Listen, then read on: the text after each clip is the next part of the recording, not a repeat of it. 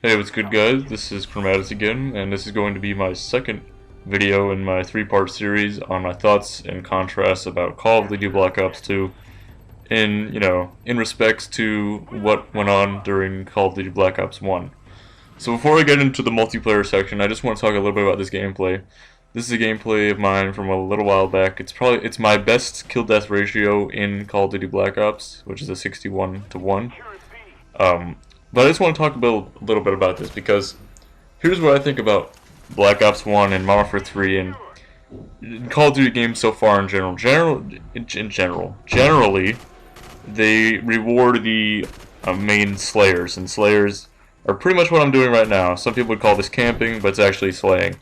I'm not sitting in a corner. I'm playing defensively. I'm guarding an area, and right now I have the ability to see two very long lines of sight, and I can control the main traffic areas, which is the big hut on my left of the Pride Rock and the broken bridge.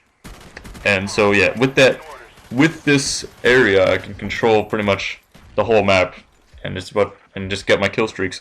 Now I don't have a problem with this because I am a Slayer. However, a lot of people have been thinking that it needs to stop, that objective players need to get all the rewards, and I agree with it in some respects, but regardless of that, by going 61-1, I am pushing the other team back as much as possible in order for my team to get the flags. I'm actually helping my team out, even without moving that much. So, I guess it depends on what kind of a Slayer you are, but at the same time, just know that I believe slaying, it definitely takes practice to do, but in general, I do agree that the objective player should gain more. But I think everyone should be equal. Whether you're a rusher, a defensive player, a slayer, sniper. Well, actually, I'll cover sniping in another video, but that's what I have to say for now.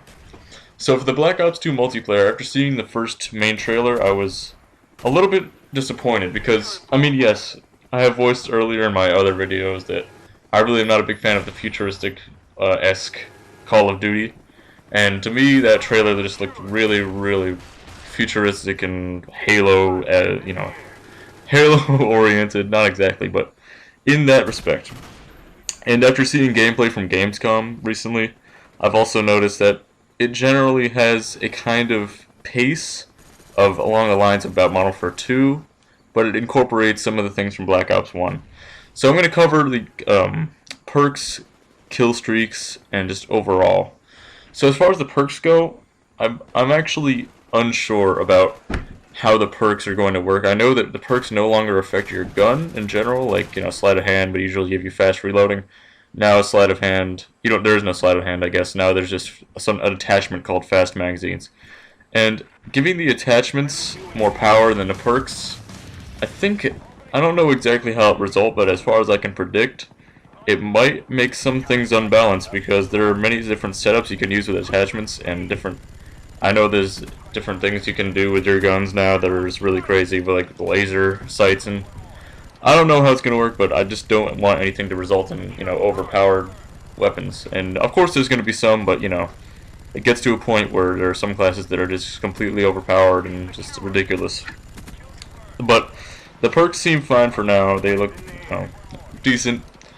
I'm not going to complain about them. While the perks in Black Ops 1 were completely just messed up. Ghost, of course, was ridiculous.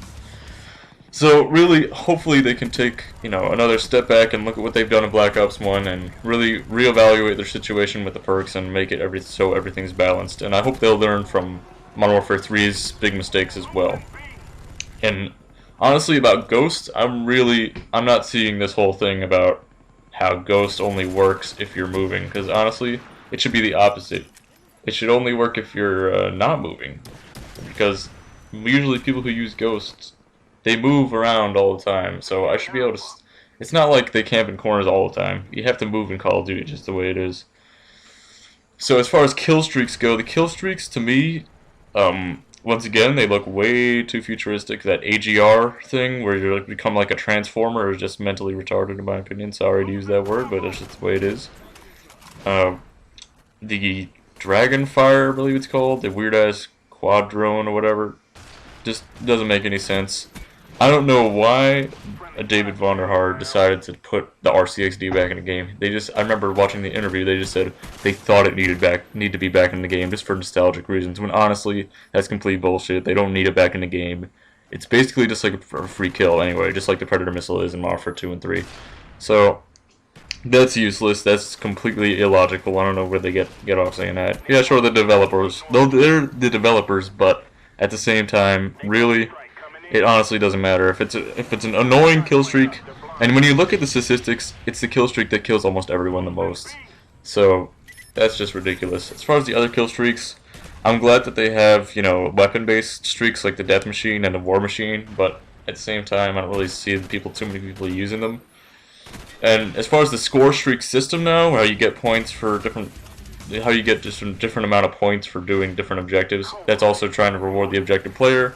I agree with it in some respects, but having a Slayer get 13 kills to get dogs, while having like a rusher or a regular casual player, objective player, get 2 kills while holding a flag to get dogs, and like another kill regularly is just ridiculous. That takes almost so little of the amount of effort it takes for a Slayer to get 13 kills. Sure, 13 kills, it doesn't seem like that much in reality to a Slayer, but seriously, 13 kills is still a good amount to get in one life. I mean, even on a regular kill streak, so that's kind of pushing it a little bit too far in my opinion. I think everything should be more along the lines of equality in Call of Duty, and I understand that the objective players haven't been getting that, but that's kind of ridiculous. They could have toned that back a little bit. Other things. So yeah, kill streaks. I mean, as far as the whole thing goes, I predict that Call of Duty Black Ops 2 in general, the multiplayer from what I'm seeing, I'm really impressed with the competitive gaming aspect of it and how they're going into electronic art, taking stuff from, you know, electronic gaming and whatever those things go, esports. It's cool. I think I really like the game battles aspect of everything, so hopefully that'll work out. I'm a big fan of playing, you know, just scrimmages. I did it a lot in Modern Warfare 2 and World at War, so hopefully that'll be fun to do. I'm sure it will be. But, as far as the guns go, I'm really unhappy that some of the guns are just made up. Because one of my favorite things about playing Call of Duty is the historical aspects of each weapon and their backgrounds. I really enjoy watching videos of just learning about the guns that I've been using in Call of Duty and their actual real-life history. I don't want to use some M8, A1 bullshit, whatever. I don't know what the hell that is. Made up. Of course, they're bringing back some of the guns that are still real, which I'm happy about, but it's basically just guns from like Modern Warfare 3, and I can't, honestly, the Modern Warfare thing is way too overdone. Modern Warfare 3 just ruined it. Modern Warfare 2 ruined it practically. Call of Duty 4 was good enough, and like I said before in my single player video, they're just really trying to extend their own life by making a Black Ops 2 in the futuristic era, so that's kind of aggravating, but I'm sure there'll still be some fun guns to use. I saw the 870 Remington shotgun that's in there, and that's always fun. It's a really cool shotgun. Well, probably one of the most used in America. It's just as a regular hunting and home defense shotgun. But that's pretty cool. And yeah, in general, Black Ops 2 looks, it definitely looks interesting for multiplayer. But I'm not gonna get my hopes up because after Modern Warfare 3 and some of the mistakes made in Black Ops and the despicable Modern Warfare 2, I really don't want to get my hopes up. My faith in Call of Duty is slowly dying for multiplayer, and if it is good, it's good, and I'm sure it'll be fun to play for the majority of the year. But if it's bad, then forget about it. I barely played Modern Warfare 3 multiplayer. I didn't find it worth playing. It was terrible. So honestly, there's no point in really getting your hopes up too high. So my next video will be on Nazi zombie portion of the game, and that's probably going to be my favorite because that's what I've been doing all through World at War and Black Ops.